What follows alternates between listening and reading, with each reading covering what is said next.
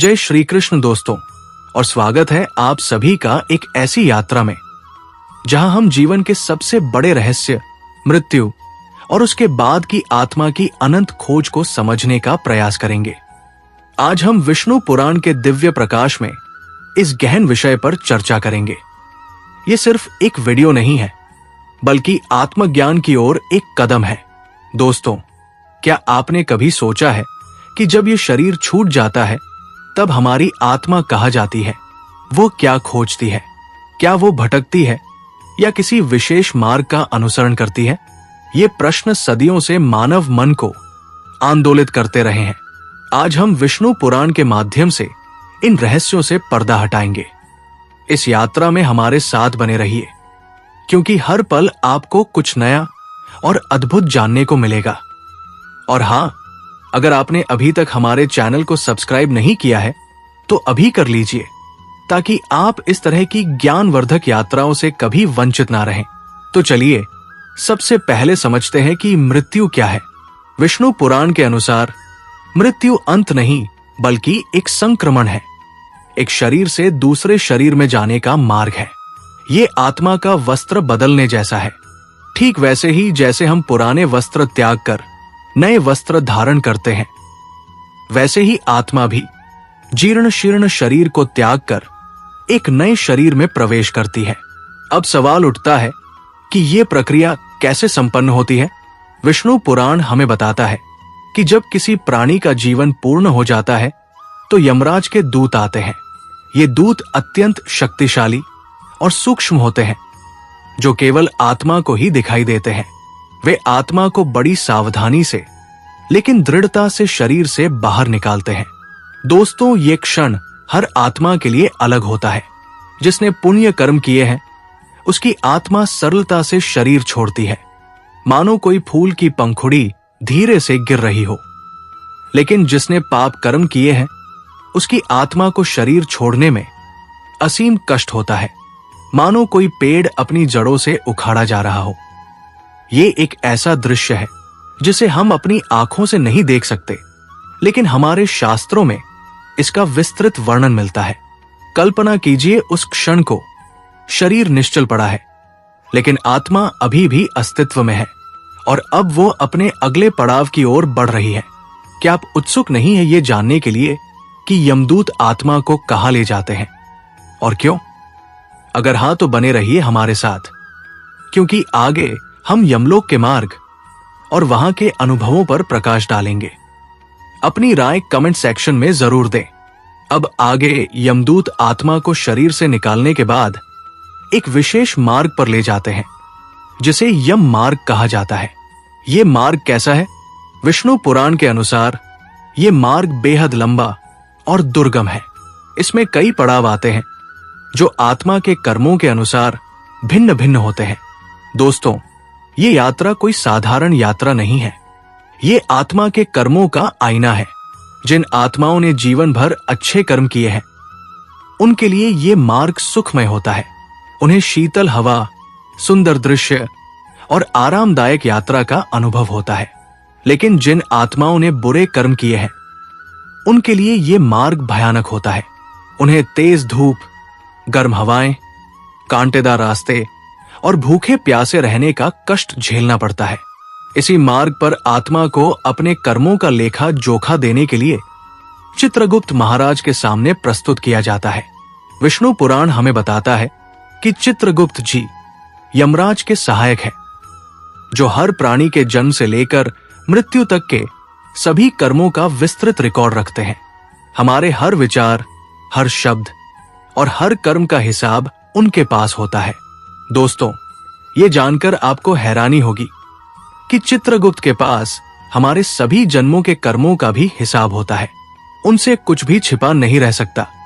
ये एक ऐसा अदृश्य बैंक खाता है जहां हमारे पुण्य और पाप जमा होते रहते हैं और मृत्यु के बाद इसी खाते का विवरण देखा जाता है। चित्रगुप्त के सामने कर्मों का लेखा जोखा प्रस्तुत होने के बाद यमराज आत्मा का न्याय करते हैं। ये न्याय अत्यंत निष्पक्ष और कठोर होता है। आत्मा के कर्मों के आधार पर उसे विभिन्न लोकों में भेजा जाता है। विष्णु पुराण में कई लोकों का वर्णन मिलता है जो कर्मों के अनुसार आत्मा के निवास स्थान बनते हैं। जिन आत्माओं ने जीवन भर पुण्य कर्म किए हैं, दान पुण्य किया है, धर्म का पालन किया है, उन्हें स्वर्ग लोक में भेजा जाता है। स्वर्ग लोक आनंद और सुख का स्थान है, जहां आत्माएं अपने पुण्य कर्मों का फल भोगती है। वहां उन्हें देवताओं के समान सुख प्राप्त होता है। वही जिन आत्माओं ने पाप कर्म किए हैं, दूसरों को कष्ट पहुंचाया है, अधर्म का मार्ग अपनाया है, उन्हें नरक लोक में भेजा जाता है। विष्णु पुराण में विभिन्न प्रकार के नरकों का वर्णन है, जैसे रौरव, कुंभीपाक, तामिस्र आदि। हर नर्क में पापों के अनुसार अलग अलग प्रकार की यातनाएं भुगतनी पड़ती है। दोस्तों, ये सिर्फ एक कहानी नहीं है, बल्कि हमारे कर्मों के परिणामों का एक यथार्थवादी चित्रण है। सनातन धर्म में कर्मफल का सिद्धांत बहुत महत्वपूर्ण है। हम जो बोते हैं वही काटते हैं। ये हमें अपने कर्मों के प्रति सचेत रहने की प्रेरणा देता है। लेकिन क्या आत्मा हमेशा स्वर्ग या नर्क में ही रहती है, या इसके आगे भी कोई यात्रा है? क्या आत्मा अपनी वास्तविक खोज, अपने मूल स्रोत की ओर बढ़ती है? ये जानने के लिए हमें अभी भी आगे बढ़ना होगा। क्या आप उत्सुक नहीं है जानने के लिए कि आत्मा अंततः किसे खोजती है? अगर हाँ, इस वीडियो को लाइक करें और अपनी उत्सुकता को कमेंट्स में बताएं। अब आगे भक्तों, आत्मा स्वर्ग या नर्क में अपने कर्मों का फल भोगने के बाद वापस मृत्यु लोक में आती है, यानी पुनर्जन्म लेती है। जब पुण्य या पापों का संतुलन समाप्त हो जाता है तो आत्मा को एक नया शरीर मिलता है। ये नया शरीर आत्मा के शेष कर्मों और वासनाओं के आधार पर तय होता है।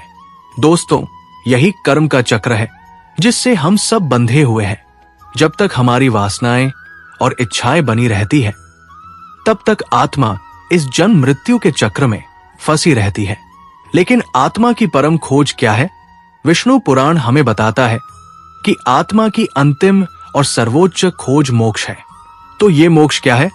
मोक्ष का अर्थ है जन्म मृत्यु के इस चक्र से मुक्ति प्राप्त करना और परब्रह्म परमात्मा में विलीन हो जाना।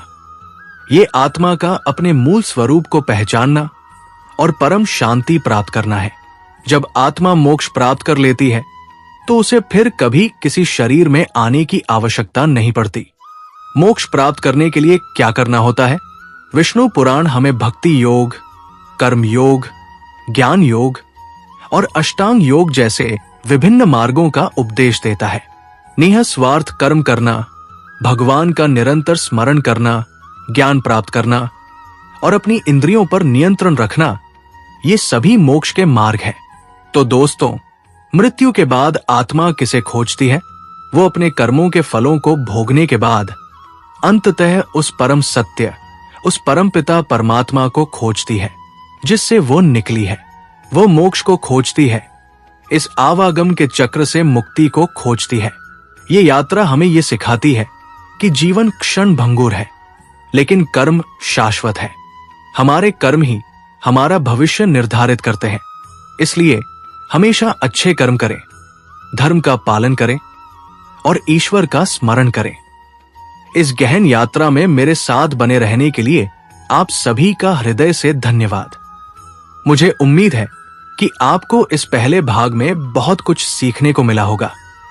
हम जल्द ही इस श्रृंखला के दूसरे भाग के साथ वापस आएंगे, जहां हम मोक्ष के गहरे पहलुओं और आत्मा की परम यात्रा पर और विस्तार से चर्चा करेंगे। तब तक के लिए अपने विचारों और प्रश्नों को कमेंट सेक्शन में जरूर लिखें।